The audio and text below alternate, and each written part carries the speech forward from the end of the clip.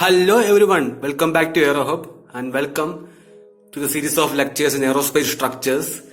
In the previous lectures we discussed how to estimate the shear flow distribution as well as the twist rate of multi-cell section as well as an airfoil section, and we found out the shear center for an airfoil section. In this lecture we will discuss about how to find out or how to estimate the shear flow distribution of a tapered wing spar. As you can see in the figure, we have a tapered wing spar here kept in a YZ plane,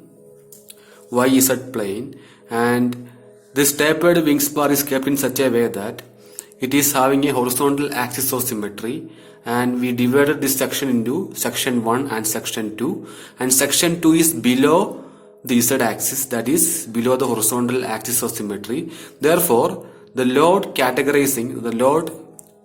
we are including in section 2 will be negative. Okay, we'll assume that the load acting on section 2 is negative, the load acting on section 1 is positive, and we are applying a shear force Sy in the positive y direction.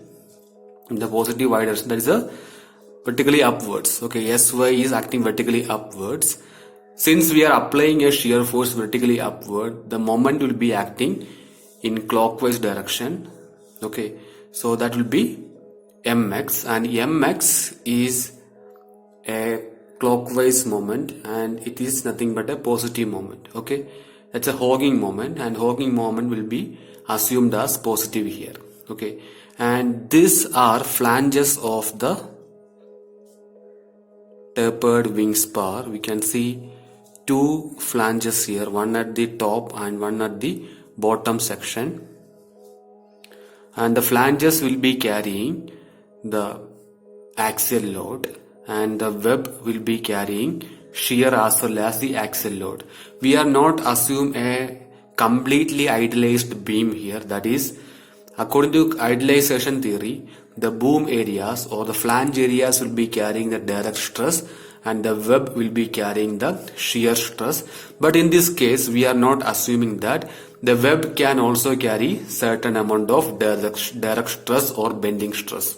Okay, now from geometry we can say PZ1 is the axial load acting in the horizontal direction for flange 1, and PZ2 is the horizontal axial load acting in the flange number 2. Okay, similarly PY1 will be acting is the vertical axial load acting on the flange number 1, and PY2 is the vertical axial load acting on the flange number 2, and we have a resultant force on flange number 1, that is P1, that is a total resultant axial load acting on the entire flange due to horizontal and vertical components of flange number 1, and P1 is acting at an angle alpha 1 with respect to PZ1 and PY1. Okay, so from the figure I can write cos alpha, this will be equal to PY1.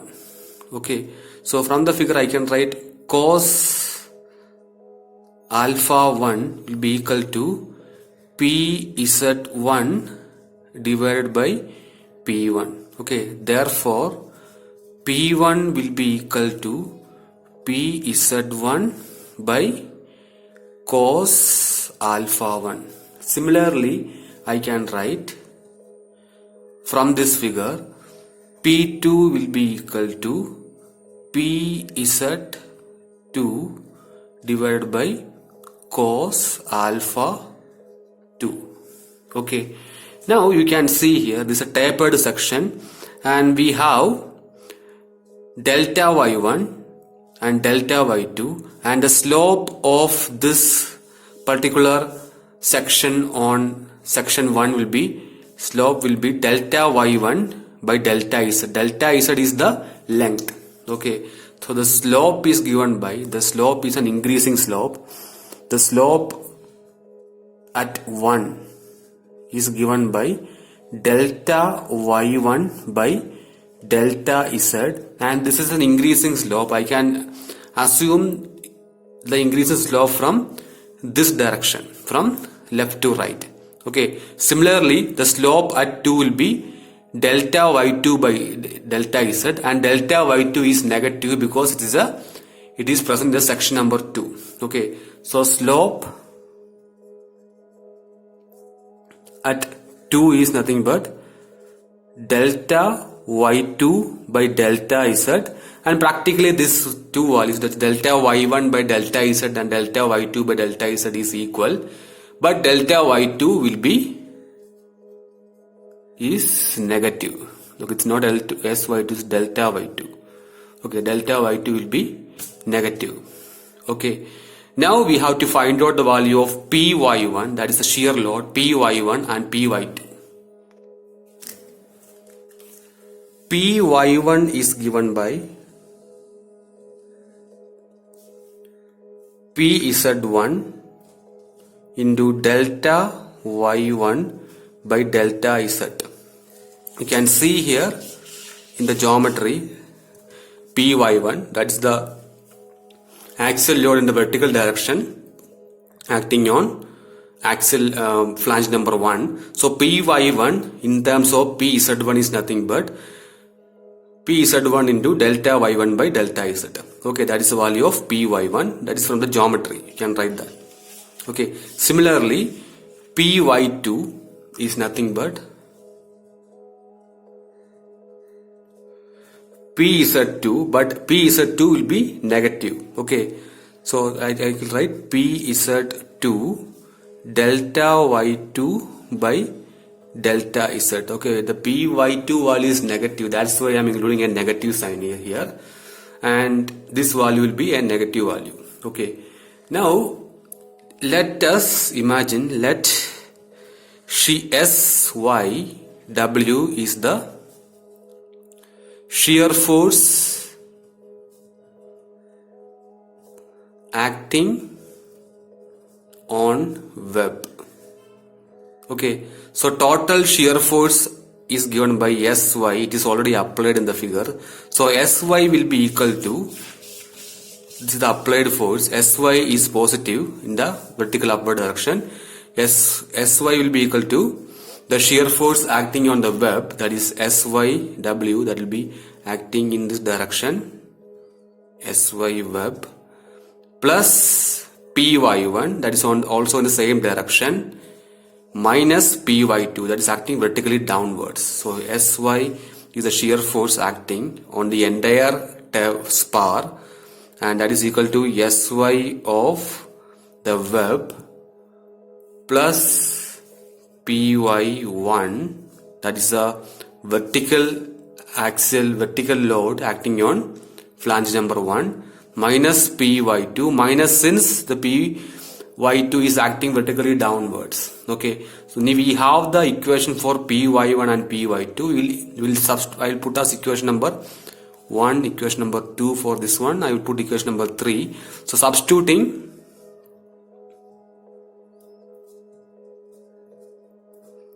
substituting 1 and 2 in 3. So I will be getting Sy is equal to Sy of web plus Pz1 delta y1 by delta z, that is minus, so that here also minus, so it will be plus Pz2 delta y2 by delta z.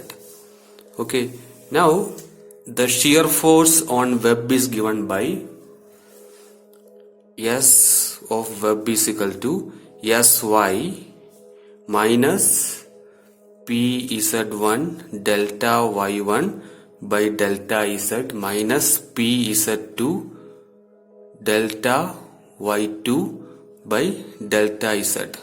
I put as equation number 4 for this one, and it's as equation number 5.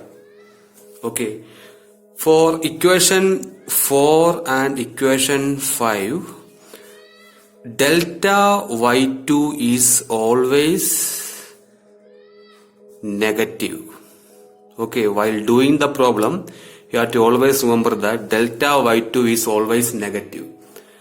Okay, delta y2 by delta z is the slope. Okay, now if the section is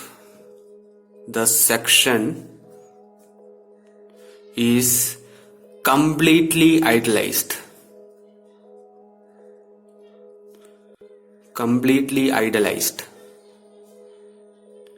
what do you mean by that?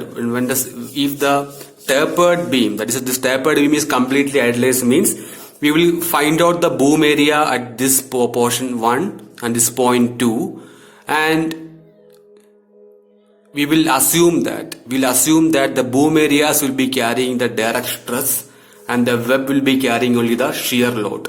Okay, that is, the boom areas will be carrying the direct stress and the web is carrying the shear load. That is the assumption for structural idealization, and I will be providing the link of that lecture in this in the description box.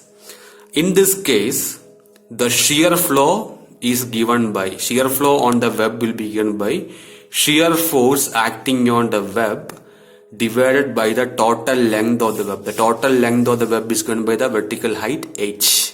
Okay, total length is h here, so it is given by SYW by h. Okay, equation number 6, when the section is completely idealized. Okay, if the web is fully effective in resisting direct stress, if the web, that is, this web of the section can resist bending stress, this equation number 6 is not valid.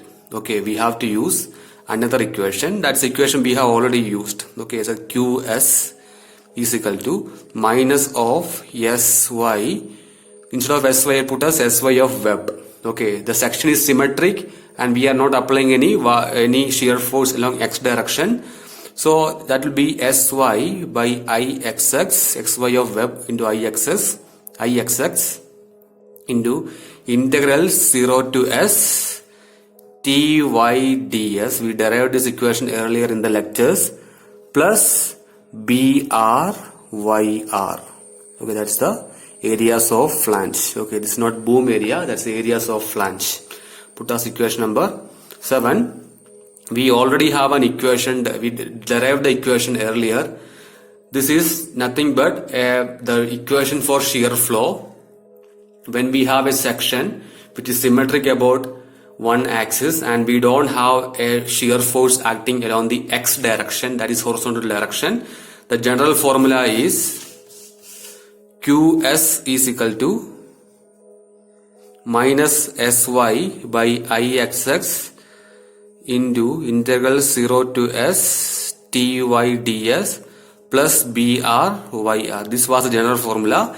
Instead of SY, I put as SY of web. Okay, SY of web.